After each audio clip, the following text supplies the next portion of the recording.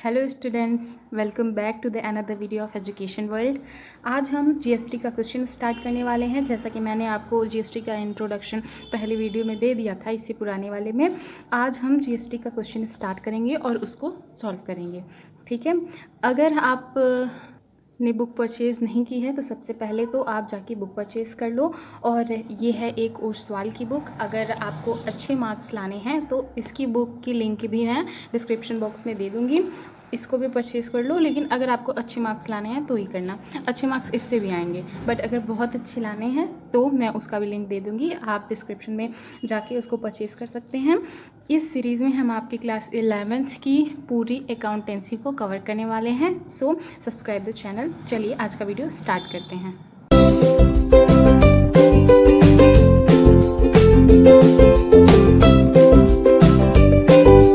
ये है क्वेश्चन, हमारा छोटा सा इलस्ट्रेशन है। अभी मैंने इजी रखा है ताकि आप अच्छे से समझ सको इसको। तो चलो हम आज क्वेश्चन स्टार्ट करते हैं। सबसे पहले तो हमें यहाँ पे जो हमारे क्वेश्चन में दिया रहता है ये सब हमको बहुत ध्यान से पढ़ना है, क्योंकि इसमें ही हमारा जीएसटी, सीजीएसटी या फिर एसजीएसटी का अमाउंट दिया रहता है कि हमको कितने अमाउंट में लगाना है हमारे परचेज़ पे या फिर सेल्स पे या फिर किसी भी ट्रांजैक्शन पे। ठीक है, तो चलिए पहला हम देखते हैं। पहले में क्या कहा है कि परचेज गुड्स फॉर 2 लाख रुपये ऑन क्रेडिट। ठीक है, 2 लाख रुपए के गुड्स को परचेज़ किया गया है क्रेडिट पे। अब अगर हमने 2 लाख के गुड्स परचेज़ किए हैं तो सिर्फ हम 2 लाख के नहीं परचेज़ किए हैं, उसमें टैक्स भी लगा है गुड्स में, जिसको हमें गवर्नमेंट को पे करना पड़ेगा। ठीक है, तो सबसे पहले हमको ये दिखाना रहता है कि कौन से गुड पे कितना टैक्स लगा है। ठीक है, तो वो आपके क्वेश्चन में लिखा रहेगा। सबसे पहले तो आप ये देख लेना कि आप कहाँ से हो, किस स्टेट का आप बना रहे हो अकाउंट्स, क्योंकि आप स्टेट देखोगे तभी आपको पता चलेगा कि आपको आईजीएसटी लगाना है या फिर सीजीएसटी या एसजीएसटी लगाना है। उसके बाद आपको यहाँ पे नाम, ये जो journal in the books of, ये तो इम्पॉर्टेंट था ही, और यहाँ पे सीजीएसटी एसजीएसटी का अमाउंट भी आपको देखना रहता है। ओके, तो हमारे क्वेश्चन में पहले बोला है कि 2 लाख का गुड्स परचेज़ किया गया है, तो इसमें 2 लाख के ऊपर 2 लाख का 6% निकालेंगे, फिर 2 लाख का 6% निकालेंगे। 12% निकाल के आधा आधा भी कर सकते हो, या फिर 2 लाख का 6% आपको निकाल लेना है। उसके बाद लिखना है purchases account debit to input CGST, input SGST to creditor. ठीक है, ये होगी हमारी एंट्री। अब यहाँ पे क्रेडिटर इसलिए लिखा हुआ है क्योंकि हम यहाँ पे कोई नाम नहीं दिया गया था, तो यहाँ पे क्रेडिटर लिखा हुआ है। ठीक है, अब देखो 12,000 आया, 2 लाख का 6% 12,000, फिर 12,000 आपको एक में मिला के नहीं करना है। ठीक है, 2 लाख का 6% निकालना है, उसके बाद फिर हो जाएगा पूरा 2,24,000। ठीक है, ये हमारी एंट्री है, और यहाँ पे भी नरेशन लिखना बहुत इंपॉर्टेंट होता है। ठीक है, अब नेक्स्ट एंट्री क्या है, sold goods for 3 lakh on credit. Credit में गुड्स को सोल्ड किया गया है 3 लाख के गुड्स को। ठीक है, 3 लाख के गुड्स को क्रेडिट पे सोल्ड किया गया है, तो आप पहले 3 लाख का 6% निकाल लो। ठीक है, तो 3 लाख का 6% निकालोगे तो आ जाएगा 18,000। ठीक है, तो हम क्या करेंगे इसमें, डेटर अकाउंट डेबिट, क्योंकि किसी का नाम नहीं दिया था इसलिए debtor, so debtor account debit to sales account to output CGST account to output SGST account. ये सारी एंट्रीज़ मैंने आपको पिछली वीडियो में समझा रखा है। वो वाली वीडियो का लिंक मैं डिस्क्रिप्शन में दे दूँगी। सबसे पहले तो एंट्री आप समझ लो कि एंट्री में हो क्या रहा है, तब आपको अच्छे से समझ में आएगा हमारा ये सारी एंट्रीज़ और इसके ट्रांजैक्शन। ठीक है, अब हम नेक्स्ट एंट्री में आते हैं। नेक्स्ट एंट्री क्या है हमारी, purchased computer printer for office 50,000 and payment made by cheque. देखो, हम जर्नल एंट्री जब करते थे तो वहाँ पे अगर कोई पेमेंट होती थी और अगर उसमें ये मेंशन नहीं हुआ होता था कि पेमेंट हमारी कैश में हुई है या फिर बैंक से हुई है, तो हम हमेशा ये एज्यूम करके चलते थे कि पेमेंट हमारी कैश से हुई है। बट सीजीएसटी में ऐसा नहीं है। यहाँ पे CGST, SGST, IGST जो भी हो, आपको अगर क्वेश्चन में नहीं मेंशन किया है कि बैंक से पेमेंट नहीं हुई है या फिर कैश से नहीं हुई है, तो आपको हमेशा ये एज्यूम करके चलना है कि पेमेंट हुई है बैंक से। ओके, तो यहाँ पे तो मेंशन कर दिया है कि पेमेंट बैंक से हुई है, तो आपने क्या करना है, इसकी नॉर्मल एंट्री हो जाएगी। देखो, कंप्यूटर प्रिंटर एक ऑफिस इक्विपमेंट है, मतलब ऐसा सामान जो कि ऑफिस में काम आता है। ठीक है, तो आपने यहाँ पे कंप्यूटर प्रिंटर नहीं लिखना है, यहाँ पे लिखोगे आप office equipment account debit, input CGST, input SGST to bank, और यहाँ पे 50,000 का आप CGST SGST निकाल के तब सॉल्व करोगे। ठीक है, अब नेक्स्ट एंट्री है legal consultation fee of 10,000 paid in cash. देखो, इन कैश। ओके, हमने अभी इसके पहले कैश और बैंक का डिफरेंस आपको यहाँ पे बता दिया है। अब इसकी एंट्री देखते हैं हम क्या होगी। इसकी एंट्री देखो, कुछ चीज़ों में GST लगता है, कुछ में नहीं लगता है। जिसमें नहीं लगता है वो मैं आपको आगे चल के बताऊँगी।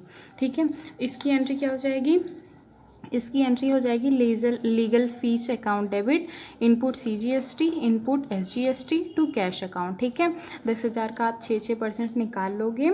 और देखो, यहाँ पे तो ऐसी कोई एंट्रीज़ आई नहीं है जिसमें आपको IGST लगाना हो, बट फिर भी मैं बता दूँ आपको कि अगर आपको IGST लगाना होता है तो आप 600 नहीं निकालते हो, तब आप 1200 निकालते हो। मतलब कि अगर कोई बोला है कि किसी प्रोडक्ट पे 6% का SGST लगा है, SGST लगा है या फिर CGST लगा है। ठीक है, मैं दोनों मिला नहीं रही हूँ। मतलब अगर अब यहाँ पे IGST लगता तो 6 + 6 यहाँ पे 1200 हो जाता। ठीक है, अब हम नेक्स्ट एंट्री देखते हैं। Rent of 20,000 paid by cheque. ठीक है, 20,000 का रेंट पे किया गया है चेक के थ्रू। ठीक है, तो यहाँ पे आपका नॉर्मल एंट्री हो जाएगा rent account debit to input CGST to input SGST to bank account. Sorry, यहाँ पे 2 लग गया, यहाँ पे 2 नहीं होगा। ठीक है, अब यहाँ पे हम क्या करेंगे, 20,000 पे किया है तो उसका 6% निकाल लेंगे, तो 1200 आ जाएगा। फिर यहाँ पे टोटल लिख देना है। अब देखो, ये जो लास्ट वाली एंट्री होती है ना, ये तो थोड़ा सा आपको समझना पड़ेगा, थोड़ा सा कॉम्प्लिकेटेड एंट्री है। मैं इसको समझा दूँ लिख के, तब आपको समझ में आ जाएगा। हमारी एंट्री क्या है, payment made of balance amount of GST। मतलब GST का जो बैलेंस अमाउंट है उसकी पेमेंट हो चुकी है। ठीक है, तो अभी देखो इसकी एंट्री क्या होगी और कैसे होगी। देखो, इसमें क्या करना है, आपने जितना आउटपुट CGST दिया है उसको प्लस कर लो, जितना आउटपुट SGST दिया है उसको प्लस कर लो। ठीक है, अब ये होगा कैसे, अभी मैं दिखाती हूँ आपको। जी, मान लो यहाँ पे देखो, आप आउटपुट CGST आपने पे किया है, ये पे किया है ना आउटपुट CGST। अब ये वाले क्वेश्चन में आपने सिर्फ यहीं पे आउटपुट CGST और आउटपुट SGST पे किया है, तो इसका अमाउंट देख लो आप कितना है, 18,000। ठीक है, तो आपने क्या करना है, आपको लिखना है total output CGST 18,000, total output SGST 18,000। अब आपने क्या करना है, टोटल इनपुट CGST को प्लस करना है। ठीक है, टोटल इनपुट CGST एक यहाँ पे है 1200, इनपुट CGST एक यहाँ पे है 3,000। ठीक है, ये 12,000 था, और एक यहाँ पे है 600 है, और यहाँ पे भी है 1200। ठीक है, ये लास्ट वाली एंट्री है, इसको मत ऐड कर लेना।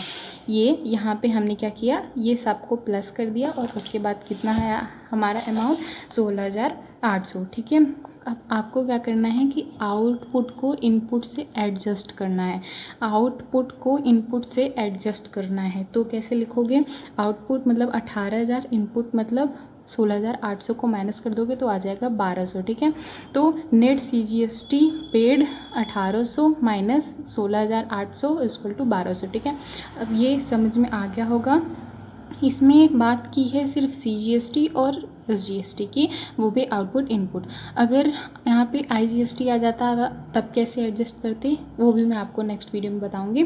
पहले हम ये हमारा अभी थोड़ा सा हमने इजी क्वेश्चन लिया था, इसलिए ये हम इजी तरीके से बता दे रहे हैं आपको। अब इसकी एंट्री देखो आप, इसकी एंट्री क्या है, आउटपुट CGST यही जो मैंने लिखा था 18,000, output SGST 18,000 to input CGST 16,800 to input SGST 16,800 to bank अब देखो यहाँ पे 2400 लिखा है। आपको क्या करना है, यहाँ पे जो अमाउंट आई CGST SGST की बैलेंस अमाउंट दोनों को प्लस करके आपको वहाँ पे दिखाना है। ओके, तो 1200 + 1200 = 2400 आप यहाँ पे शो करोगे। और इसका नरेशन आप देख लो, adjustment of GST and payment of balance amount, इसका ये है नरेशन। ओके, तो ये वाला क्वेश्चन हमारा कंप्लीट हो गया है। अब हम अगले में IGST की भी बात करेंगे और अगले पार्ट में भी हम थोड़ा सा इजी क्वेश्चन ही रखेंगे, उसके अगले पार्ट में टफ रखेंगे। ओके, तो ये हमारा आज ख़त्म हो गया। अगर आपने हमारे साथ ये अपना अकाउंट का सिलेबस कंप्लीट करना है तो सब्सक्राइब कर लो चैनल को।